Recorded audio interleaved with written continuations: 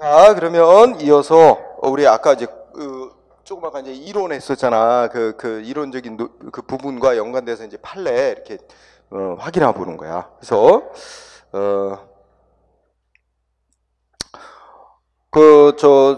이어보면 이제 개인적 공권의 성립 요건 및 근거 뭐 이런 부분이 있는데, 이 중에 이제 하나 특별한 거 보자. 3번 보자. 3번 판례 체크해 봅시다. 3번 보면 뭐라 하냐면 서울특별시의 철거민에 대한 시형 아파트 특별 분양 개선 지침 이렇게 돼 있죠. 그래서 이거 서울시장이 뭐 이 개선 지침이라고 뭐가 제정을 했나 봐. 그러니까 이게 이제 무슨 뭐 철거민들에 대해서 시가 아파트 지어서 분양해 주나 봐. 응? 근데 철거민 중에 어떤 사람이 나 이 서울시장이 정한 특별분양 개선 지침에 정한 요건에 해당되니까 나한테 분양권 줘 하고 신청을 했나 봐. 근데 그거 신청할 권리 인정 안 된대. 그 요건에 해당하더라도. 핵심 이유가 뭐게? 뭐라고 써놨어요? 이 서울시에서 정한 특별분양 개선 지침은 넷째 줄에 서울특별시 행정조직 내부에 있어서 행정지침에 불과하대. 그러니까 시 조직 내부에 있어서 담당 공무원들이 업무 처리하는 기준 정해놓은 거에 불과하지. 우리가 아까 배운 용어에 따르면 이게 행정조직 내부법을 뭐라고 부른다 그랬어? 아까 일반적으로 행정규칙이라고 부른다 그랬어요. 응? 행정규칙에 의해서는 행정규칙 조직 내부법은 이거 시민의 권리 의무에 관한 법이 아니라고. 시민에게 직접 표를 갖는 법이 아니에요. 그래서 거기 조직 내부의 행정지침에 불과하기 때문에 설령 그 지침의 요건에 해당되는 자라 할지라도 분양 신청권이 부여되는 거 아니다. 그러면 분양 신청권이 없는 자, 이 규정에 의해서는 분양 신청권이 인정이 안 되니까 신청권이 없는 자가 신청을 해온 거 거부해도 그 소송 대상 안 된다. 이런 거하고 연관이 됩니다. 응? 자, 3번 꼭 알아두고요.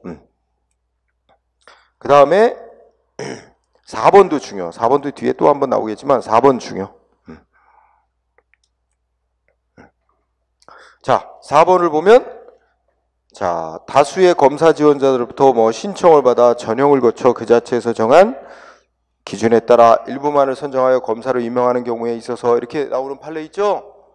그러면 예를 들어 이런 거야. 법무부 장관이 검사 100명 뽑는다. 공고가 나왔어. 근데 한 300명이 지원을 한 거야. 그러면 그 중에서 300명 지원자 중에서 100명 누구를 검사로 이제 임명할 거냐. 요거는 이제 재량이야. 법무부 장관의 재량이긴 한데, 어쨌든 뽑든 안 뽑든 이 판례의 핵심은 뭐야? 너 당신을 검사로 뽑는다 안 뽑는다? 뭐야?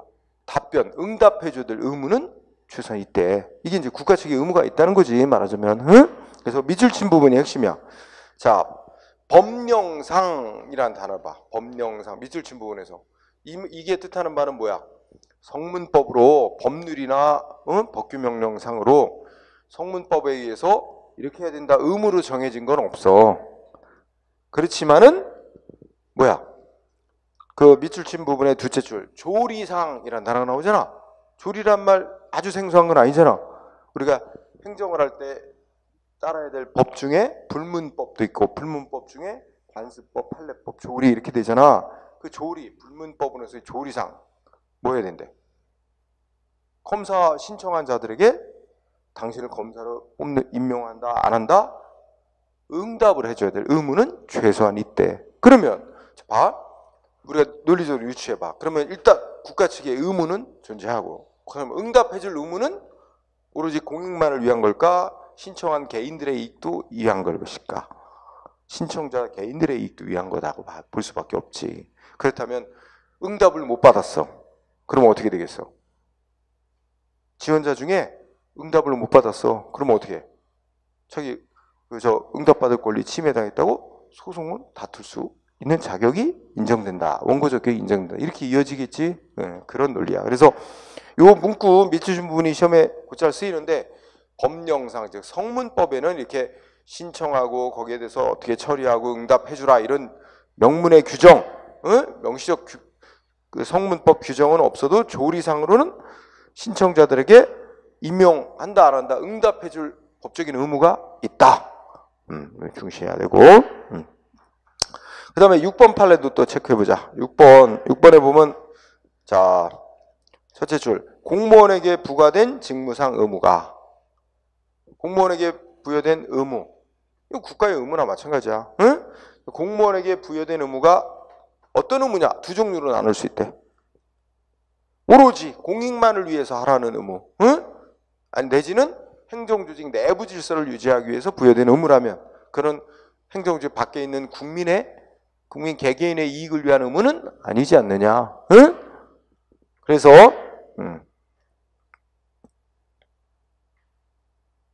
그러면 반대로 얘기해서 공무원에게 부과된 직무상 의무가 첫째 그때 단순히 공익만을 위한 것이라든지 행정기관 내부 질서를 위한 것만이 아니고 전적으로 아니면 최소한 부수적일지라도 우리 개인의 이익을 보호하기 위한 의무라면 그럼 뭐야? 자 첫째 줄에 공무원에게 부여된 직무상 의무 내용이 뭘 위한 의무? 뭐 인정된 거야? 셋째 줄에 개인의 안전과 이익을 보호하기 위한 의무의 성격도 있는 거라면 그럼 법이 개인의 이익을 보호하고 있는 거지? 그렇다면 공무원이 직무상 의무를 위반해서 개인에게 피해를 줬다면 국가는 배상할 책임이 있게 된다. 논리 이해돼요? 그러면 반대로 얘기하면 공무원에게 부여된 직무상 의무 내용이 첫째 줄에 있듯이 오로지 공익만을 위한 의무거나 행정기관 내부의 질서를 유지하기 위한 의무라면 개인의 이익을 보호하기 위한 취지가 전혀 없다면 개인의 이익은 법에 의해 보호되고 있는 이익이 아니기 때문에 침해되더라도 국가는 배상 책임을 안 지게 된다. 그것도 반대 얘기가 나올 수 있지, 그지? 그래서 여기서 핵심은 셋째 줄 공익만을 위한 의무가 아니라 전적으로 개인의 이익을 위한 의무라든지 아니면 최소한 공익 외에 부수적일지라도 개인의 안전과 이익을 보호하기 위한 의무라는 것도 인정이 된다면 그 의무 위반으로 입힌 손해에 대해서 국가는 배상할 책임이 있게 된다. 이해되죠? 자, 그 다음에 우리 아까 또 헌법상의 기본적 권리, 헌법상의 기본권은 두 종류로 나눠 살펴봐야 된다 그랬지? 그래서 자, 1번도 꽤 잘 나옵니다. 1번 의료보험 수급권. 응? 의료보험 수급권은 뭐예요? 둘째 줄에 보면 헌법 34조 1항 모든 국민의 인간다운 생활의 권리를 가진다 라는 이 인간다운 생활할 권리라는 게 너무 불분명하잖아. 법률로 도대체 인간다운 생활할 권리가 인정되기 위해서는 최소한 국가에 의해서 어떤 정도로 보호가 돼야 되는지 뭔가 이렇게 법률로 정해줘야 돼. 의료 수준은 어느 정도가 돼야 된다. 돈은 없는데 죽어가. 이거 국가가 어느 정도까지 의료비를 지원해주고 뭐 이렇게 할 수 있느냐. 이거 법률로 정해놔야 되는 거지. 그래서 이 헌법 34조 1항 인간다운 생활할 권리가 이제 선언돼 있다는 것만 가지고 자기 의료보험 적용해달라고 요구할 권리가 나올 수는 없고 법률로 어떠한 경우에 의료보험이 적용된다 이렇게 정해져야 된다는 얘기야. 1번 그 정도 봅시다. 자 3번 매우 중요. 2번 2번에 보면 헌법에 이렇게 써. 국가는 장애인의 복지를 위해서 노력할 의무가 있다. 이 규정만 갖고는 어떻게 된대? 장애인이 맨 마지막 줄에 뭐였어? 그 저상버스라는 거 이해되죠? 운행되고 있잖아. 버스 출입문 턱 낮아갖고, 그치? 그래서 이제 그렇게 그게 저상버스. 그러니까 인도하고 차도하고 경계 부분 그 정도로 또 낮추는 거잖아. 휠체어 같은 거 타고 이렇게 바로 탈 수 있도록 한다든지. 그래서 이 헌법상의 국가가 장애인의 복지를 위해서 노력할 의무가 있다라는 선언 그 규정만 갖고는 장애인을 위해서 저상버스 도입해야 한다는 국가의 구체적인 의무까지 거기서 도출되는 건 아니다. 법률로 이런 게 정해져야 그렇게 요구할 권리가 인정된다는 얘기입니다. 헌법 규정만 갖고는 안 된다. 자, 2번 3번도 공부하자. 3번 근로의 권리. 모든 국민은 근로의 권리를 가진다. 이 선언만 갖고 나 일자리 줘. 국가한테 요구하고. 일자리 안 주면 대신에 돈 줘.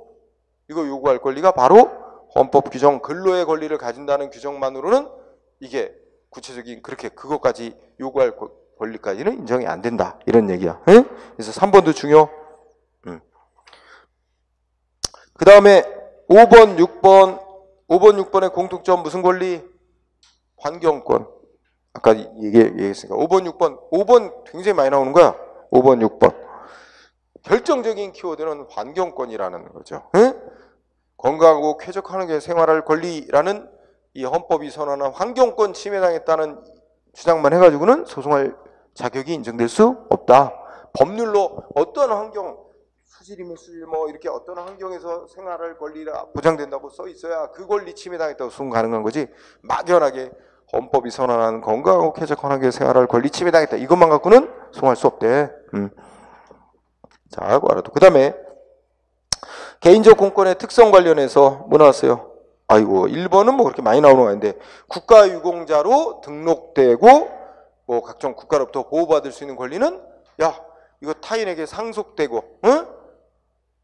자식에게 상속되고 타인에게 권리 넘겨주고 이럴 수 있는 권리가 성격이 아니라는 거지. 응? 여러분 보자.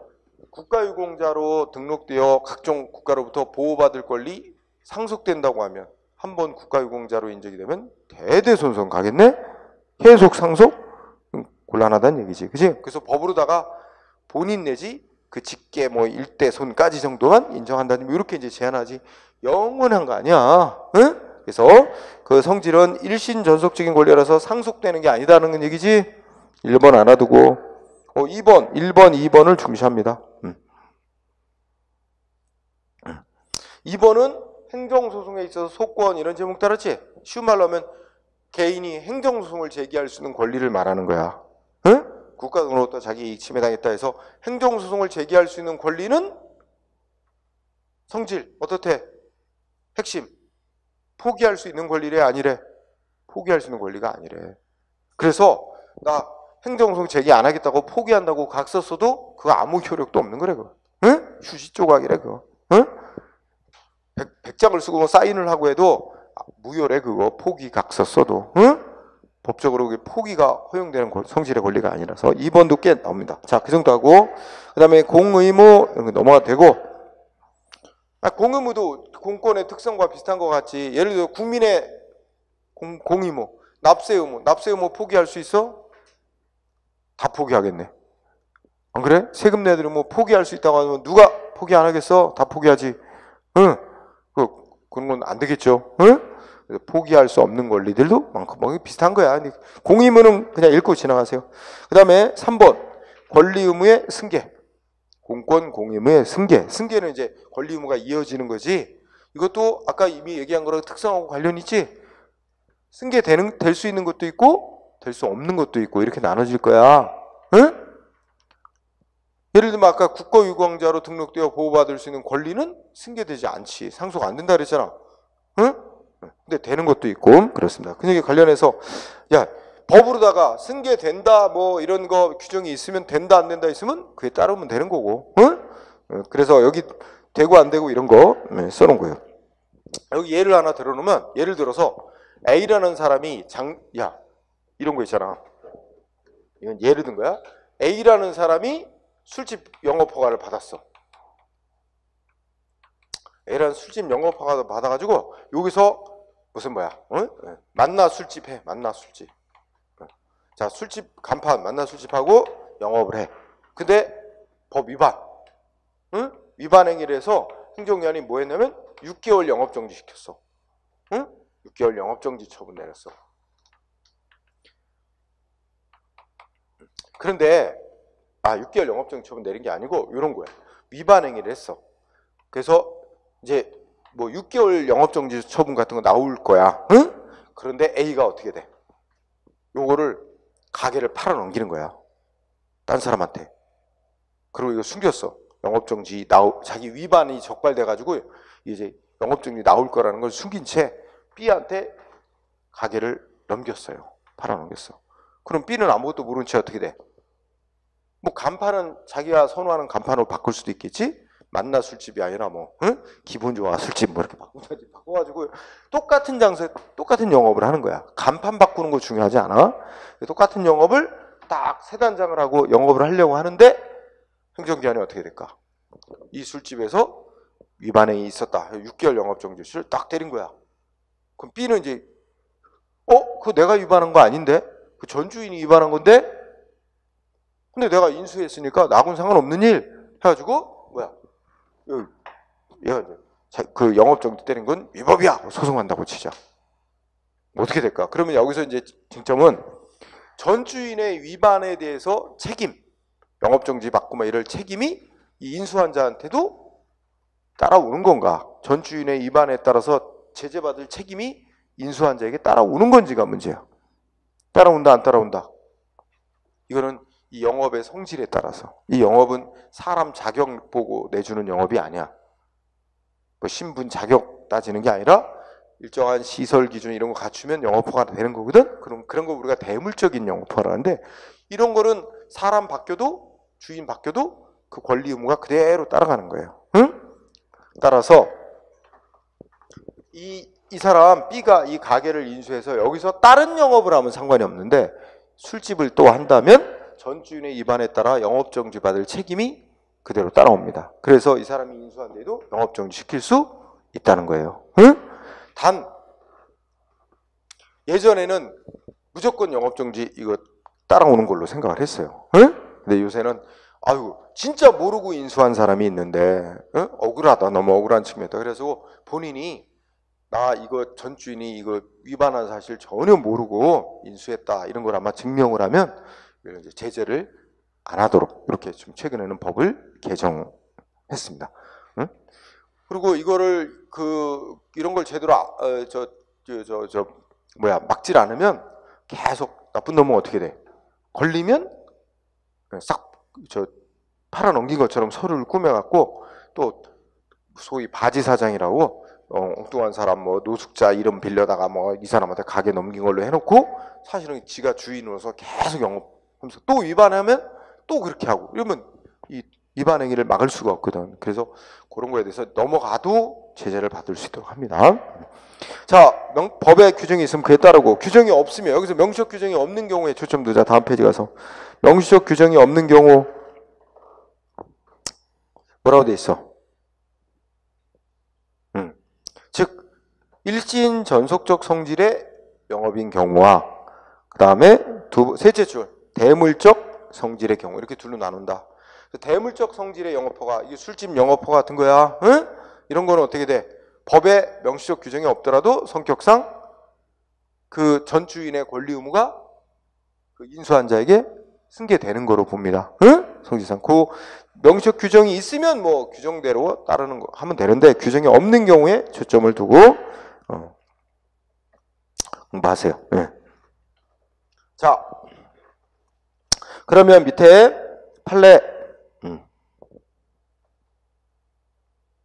그러면 1번 자 먼저 3번 판례 체크. 3번 보니까 뭐라고 나왔습니까? 공중위생 영업이 나오지 뭐 막 공중위생 영업이라고 하는데 어떠한 공중위생 영업에 대해서 영업정지시킬 위반 사유가 있다면 행정청은 어떻게 돼? 그 영업이 타인에게 양도양수 그러니까 타인에게 가게 넘겼더라도 그 인수한 자에게 뭐야? 영업정지시킬 수 있다 이거죠? 전주인의 위반을 이유로 3번 체크하고. 그럼 4번도 마찬가지지? 4번은 제목이 뭔데? 석유 판매 영업이야. 소위 주유소 영업. 주유소 영업은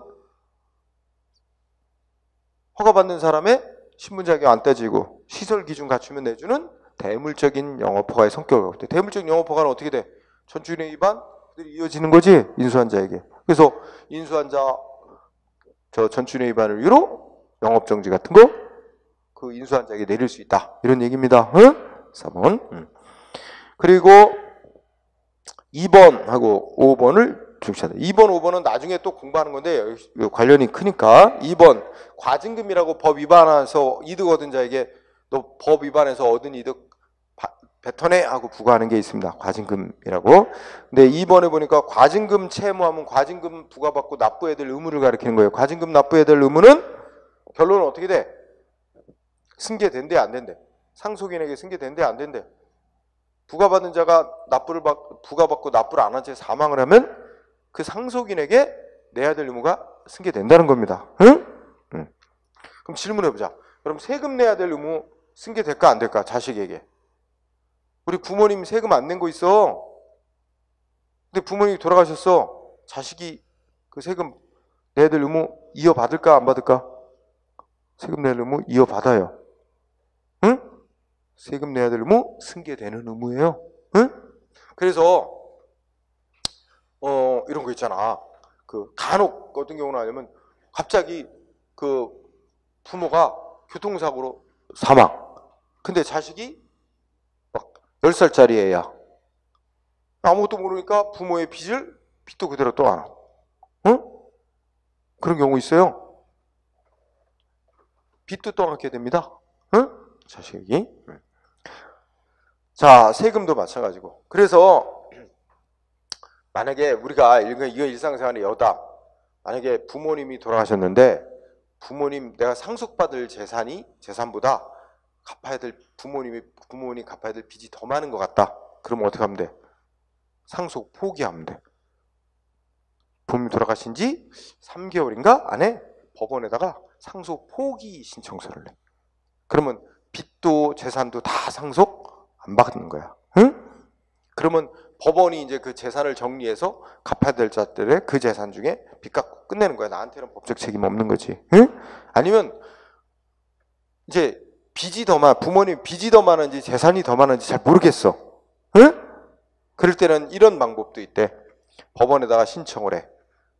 이제 상속 한정 승인 신청이라는 게 있어. 이게 뭐냐면 그 부모님의 빚은 부모님으로부터 물려받은 재산 범위 안에서만 갚겠다라는 거야. 그러니까 내 재산으로는 갚을 의무 없지.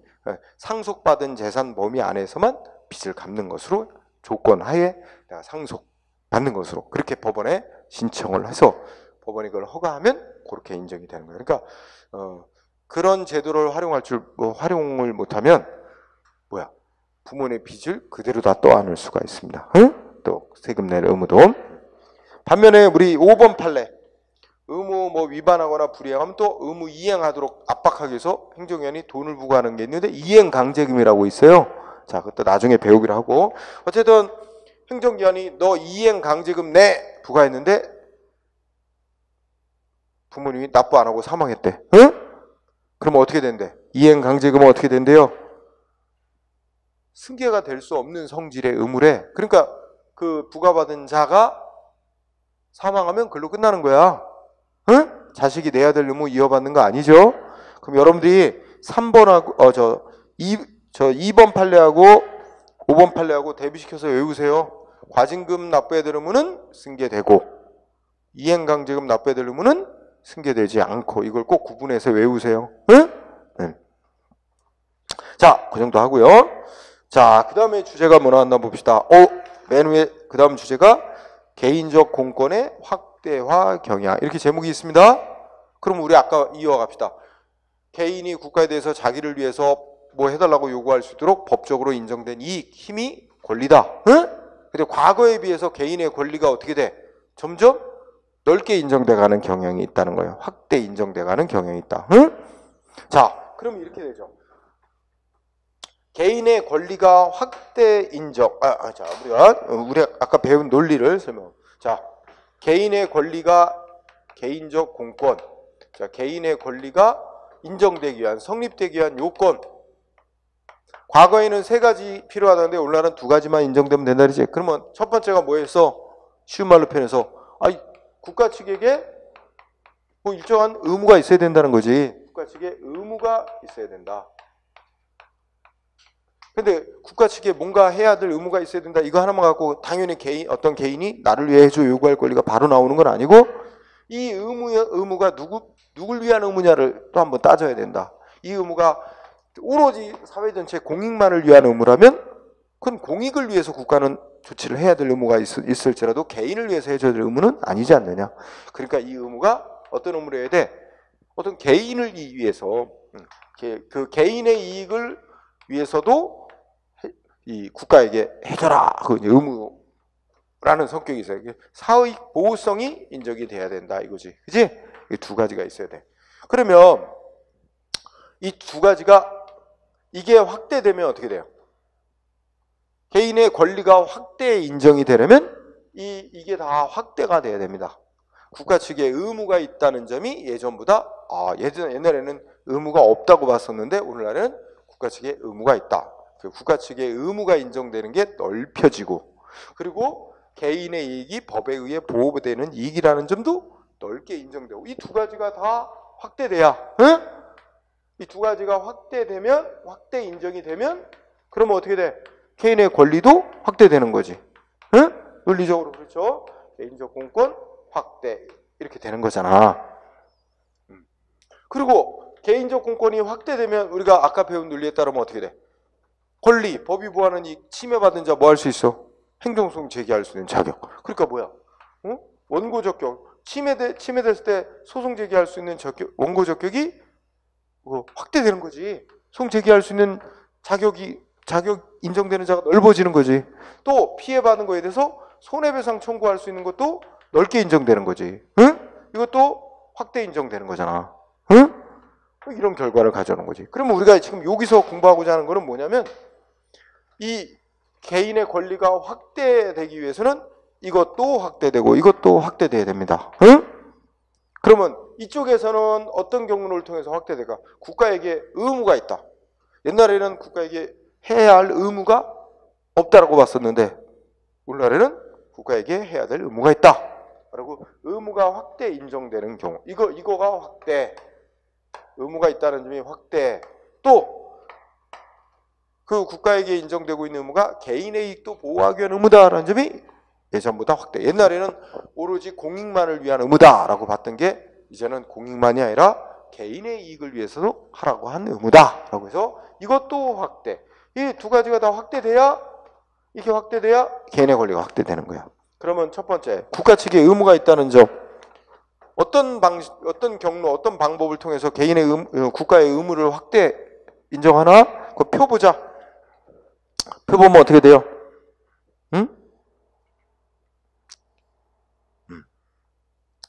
어느 영역에서 거기 키워드가 재량이라는 겁니다. 그래서 읽어보자. 종래에는 과거에는 법에 의해서 행정청에게 재량권이 인정. 재량권이라는 건 이제 할 수 있다 이렇게 돼 있는 거예요. 법이 국가는 뭐뭐 조치할 수 있다. 그러니까 할 수 있다라고 돼 있으니까 해야 한다는 의무는 의무로 돼 있지는 않잖냐. 그래서 과거에는 의무가 없다. 그래서 재량권이 인정된 경우는 의무가 없기 때문에 개인의 권리가 성립될 수 없다. 이렇게 봤지만 오늘날은 행정기관이 법에 의해서 뭐뭐 할 수 있다라고 재량권이 부여된 경우도 할지 말지를 결정함에 있어서는 최소한 아무런 하자, 흠이 없는 제대로 된 합리적인 결정을 해야 될 의무는 있다라고 보게 됐다는 거예요. 그래서 이 행정주체의 의무 확대의 키워드는 재량 영역. 재량 영역에도 뭐 인정했다고? 의무, 국가의 의무. 재량 영역에 있어서도 국가의 의무를 인정. 그 다음에 의무만 인정된다고 해서 개인의 권리가 확대되는 건 아니고 그 의무가 개인의 이익도 보호하기 위한 의무다. 공익만이 아니라 개인의 이익도 보호하기 위한 의무다. 사익보호성이 또 있다고 확대돼야 되거든. 그 방법은 무슨 방법을 쓰는 거야?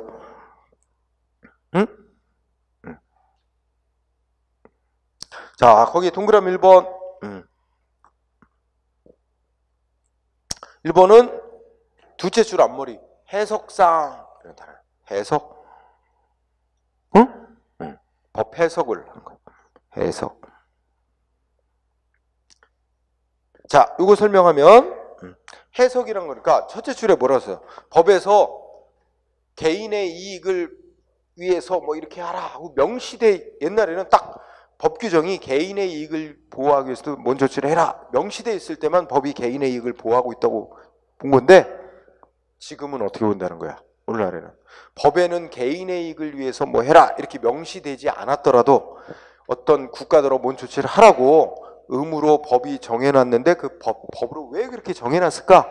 해석을 해보는 거예요. 해석을 넓게 해서 국가에게 이러이러한 조치를 하라고 정해놓은 목적은 그 법 제정 취지 목적은 공익만이 아니라 개인의 이익을 또 보호하려는 취지에서 이렇게 하라고 한 거다.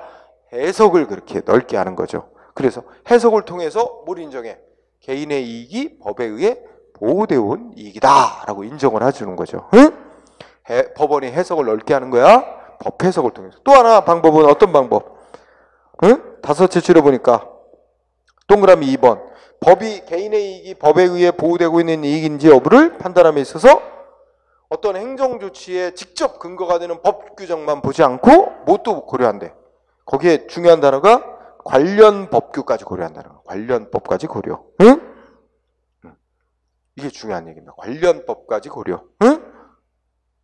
옛날에는 어떤 행정조치에 직접 근거가 되는 법 규정, 거기에서 개인의 이익을 보호하고 있는 이것만 따져봤으면, 지금은 어떤 행정조치에 직접적인 근거가 되는 법 말고 관련되는 법에 의해서도 개인의 이익이 보호되고 있다고 나오면 개인의 이익은 법이 보호하는 이익이다 인정하고 침해된 자에게 소송 자격을 준단 말이야. 이렇게 해서 그래서 우리 사익보호성 확대는 기본적으로 크게 법 해석을 좀 넓게 해서, 그 다음에 두 번째 관련 법까지 고려해서 개인의 이익이 법에 의해 보호되고 있는 이익인지를 판단.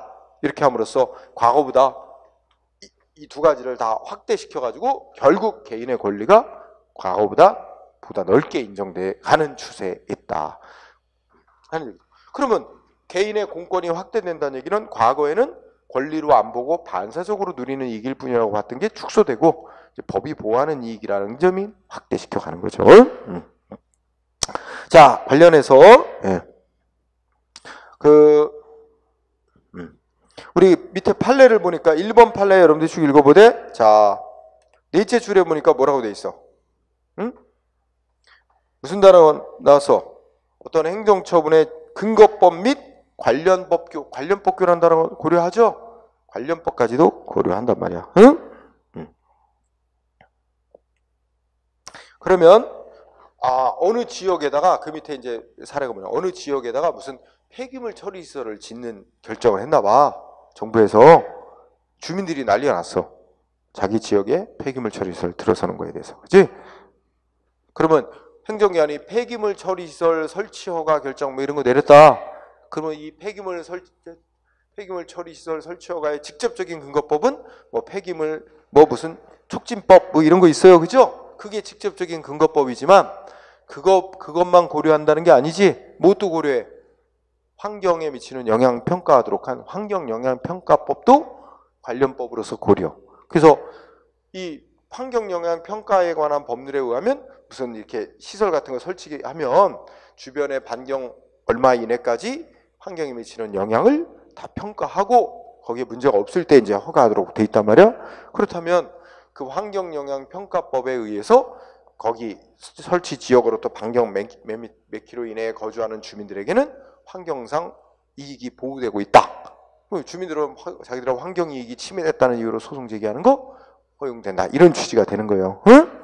그래서 여기에 바로 그 폐기물 그 밑줄 이제 두 번째 밑줄 보면은 폐촉법령은 이제 줄여서 말한 거고, 폐기물 뭐 처리시설 설치 촉진 및 주변 지역 지원 등에 관한 법률, 이거 직접적인 폐기물 처리시설의 근거법만 아니라 환경영향평가법령, 이게 바로 관련 법입니다. 환경영향평가법령도 뭐예요?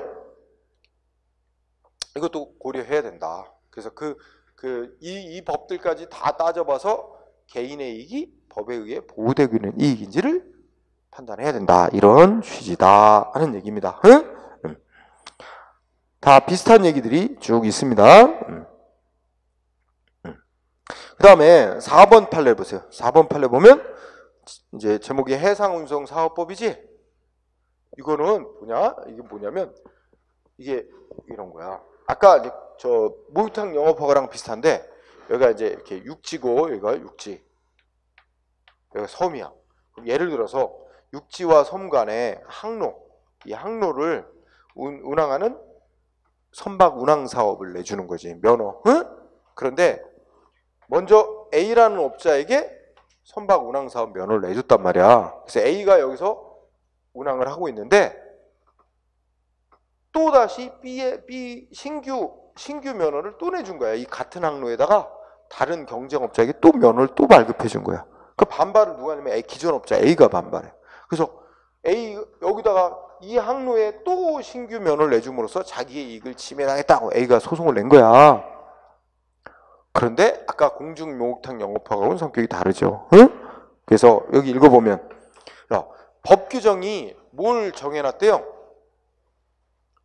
법 규정 보니까 어느 항로에 선박 운항사업 면허를 행정기관이 내줄 때는 뭘 고려하라고 써있대? 응? 두째 줄에 보니까 뭐예요? 첫째 끝에 해당 항로에서 전 공급 수송력이 전 수송 수요량에 대하여 현저하게 공급 과잉이 되지, 그러니까 공급 과잉이 되지 않게. 그러니까 이게 손님들은 별로 없는데 면허만 많이 발급해주면 공급 과잉이 되잖아. 그게 결국 수요 공급을 잘 고려해 보고 면허를 내주라 이런 취지라는 얘기지. 근데 문구상으로 보면 그럼 기존 업자의 이익을 보호하라 이런 문구는 명시어로 안 돼 있지만 잘 보자 이거야. 그러면 이 항로에서 공급과 수요를 잘 고려해서 면허를 발급하라 규정한 취지는 공익보호 목적 외에도 한편으로는 뭐 또 목적이 있다고 해석되는 거야. 기존에 면허받은 업자의 어느 정도의 영업이익도 고려를 하라는 취지야. 응? 수요는 별로 없는데 뭐 공급자만 많이 내주면, 그러면 생각해보자. 여기 이 지금 A 업자 하나만 있어도 충분히 수요를 감당하고도 남고 그냥 그런 정도인데, 여기다 또 신규 면허를 내서 경쟁업자 둘이 생기면 손님은 한정돼 있는데 그러면 얘네들 수익이 떨어지지. 이윤 거의 없고 손해 볼 수도 있고. 그러면 얘네들이 뭔가 선박의 안전성 확보를 위한 뭐 이런 거 좋지? 여력이 없지. 그럼 결국은 선박 운송 사업이라는 어떤 그 국가 전체적인 어떤 공익 목적 외에, 해상 운송 사업의 발전이라는 공익 목적 외에도 이 배를 이용하는 시민들의 안전도 문제가 된단 말이야. 얘네들이 돈을 못 벌면 투자를 안 하잖아.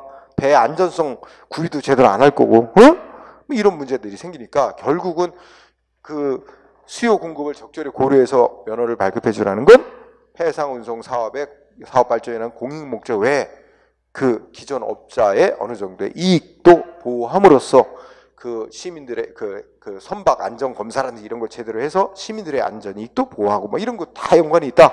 그렇게 하면서 결국 밑줄 친 건데, 공익 목적뿐만 아니라 동시에 업자 간의 과당 경쟁으로 인해서 경영 불합리 되는 것도 방지하려는 목적이 있다. 이꼬로 기존 업자의 이익을 어느 정도 보호하기 위한 목적도 있는 거다. 따라서 기존 업자는 법이 보호하는 이익을 침해당했다고 주장하는 자니까 소송자격 있다. 이런 논리로 연결되는 거죠. 그래서 알아두면 좋겠고요. 그 다음에 다 뭐 비슷비슷한 논리니까 그렇게 공부하세요. 판례들이 많아요, 진짜. 그 다음에 여러분들이 또 공부 요령상 11번 한번 보세요. 11번, 12번. 자, 11번, 12번 있는데 12번에 보니까 자, 두째 줄에 보니까 두째 줄, 셋째 줄에 무슨 차이가 있어? 환경 영향 평가 하도록 돼 있는 대상 지역 내의 주민이냐? 그럼 두 번째 줄에 환경 영향 평가 대상 지역 안의 주민들은 법이 환경 영향 평가하도록 정해놓은 대상 지역 안에 거주하는 사람들은 환경 영향 평가법에 의해서 환경 이익 보호되고 있는 것으로 인정된 거예요. 응? 그러나 셋째 줄에 환경 영향 평가하도록 정해진 대상 지역 밖에 거주하는 주민 같은 사람들은 법이 환경상의 이익을 보호하고 있지 않다는 거예요. 그러니까 환경상의 이익 침해가 있다고 소송할 자격 안 주는 거죠. 응? 자, 그래서 12번 판례 공부하면서 어떻게 돼요? 중요한 단어는 환경영향 평가 대상 지역 아니냐, 지역 밖이냐입니다. 응? 그 단어 가지고 구별해가면서 읽으세요. 응? 자, 그 다음에 14번도 비슷합니다. 자, 14번도 보면 거기 14번에 여섯째 줄, 일곱째 줄에 영향권 내의 주민들하고 써놨죠. 응? 일곱 번째 줄에.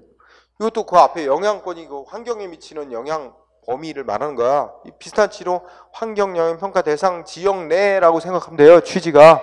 그 영향권 내의 주민들은 당연히 법이 정한 영향권 범위 내에 거주하는 사람들은 법이 보호하는 환경상이 누리는 자니까 그 이익 침해에 대해서 소송할 자격이 인정한다는 거지. 그러면 밑으로 내려오면 8, 9, 10, 11번째 줄에 뭐 나왔어? 영향권 밖의 주민들은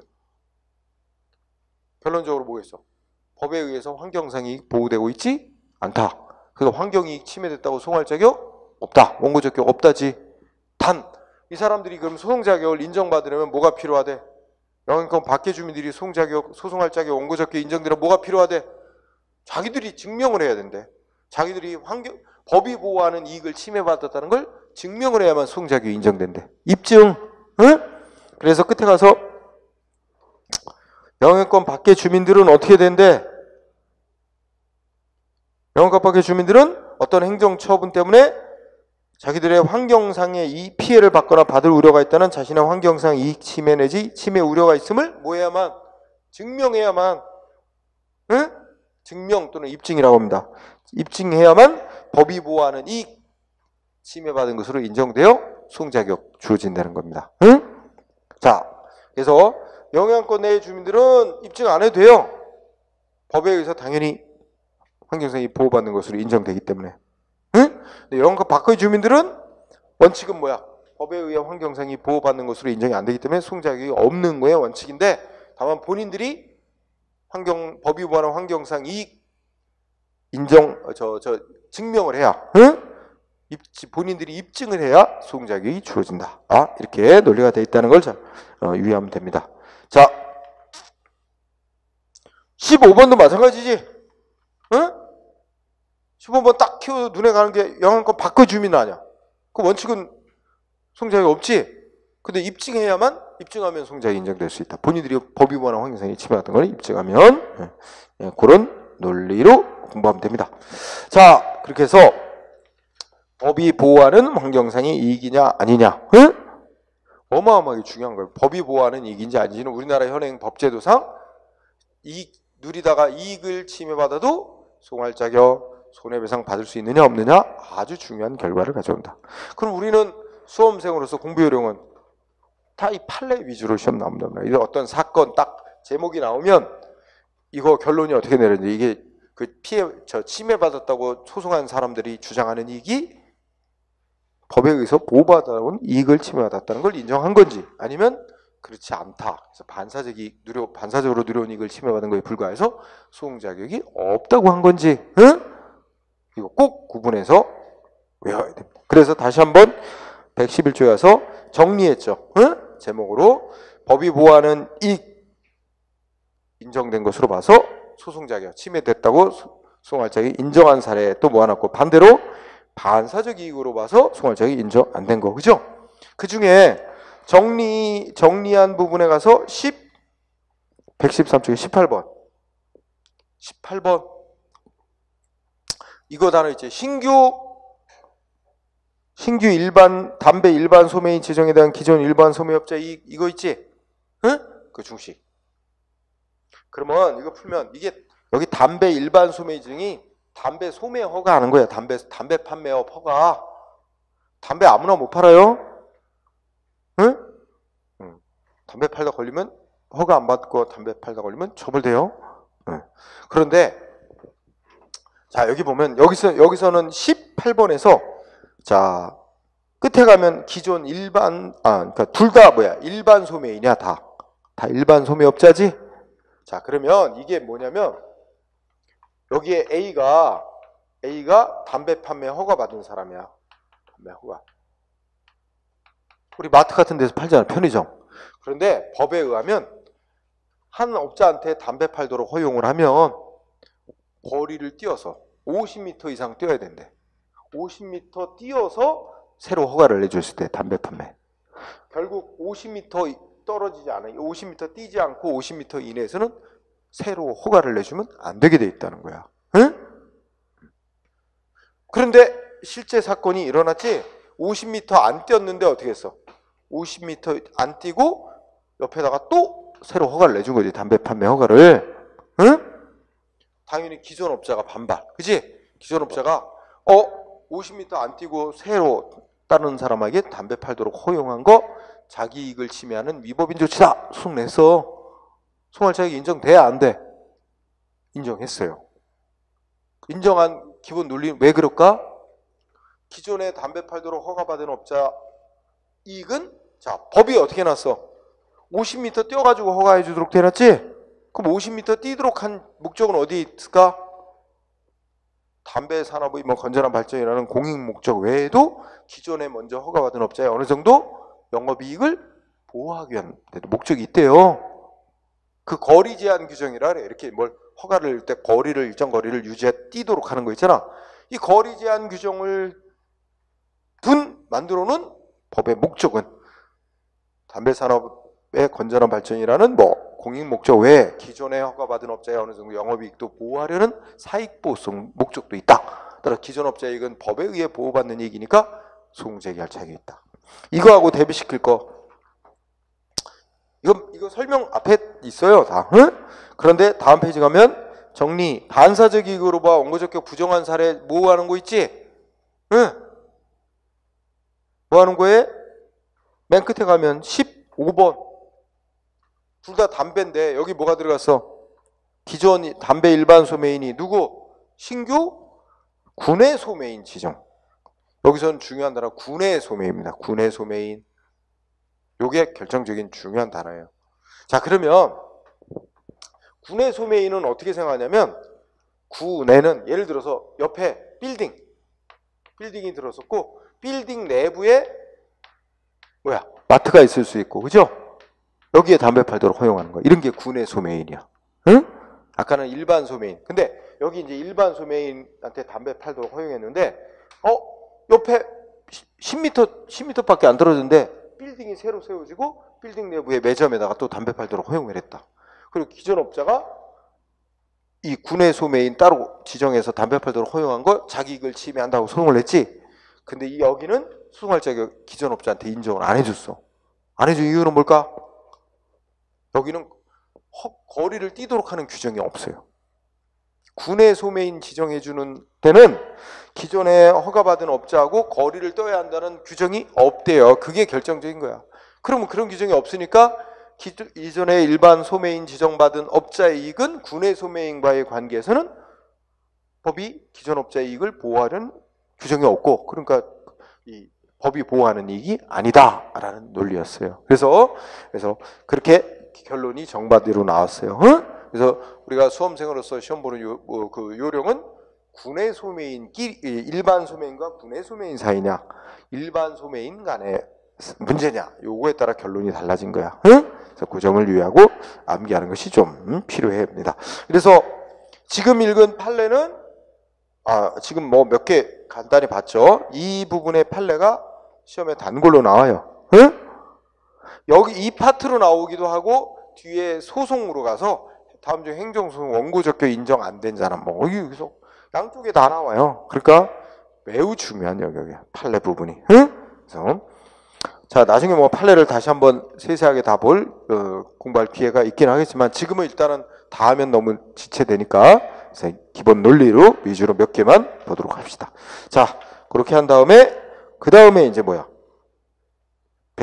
무하자 이 논리하고 그 연관된 거야. 아까 개인의 권리가 이렇게 이거 확대해서 개인의 권리가 확대되는 추세에 있어. 그죠?